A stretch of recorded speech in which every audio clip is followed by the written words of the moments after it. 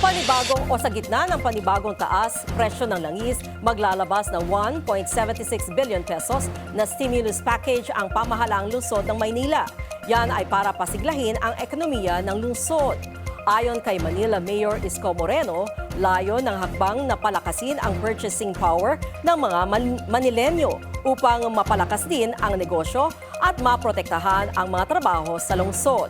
Mahigit 470 or 27 million pesos ang ilalaan sa Social Amelioration Program para sa mga senior citizen, solo parents at persons with disabilities. Mayroon din educational assistance para sa mga estudyante. Kasama rin sa makakatanggap ng ayuda ang mga kawani ng lokal na pamahalaan. Samantala, mahigit 1 bilyong piso naman ang ilalaan bilang share ng mga barangay. Habang may hiwalay namang pondo para sa mga healthcare workers ng mga ospital na pinapatakbo ng lungsod.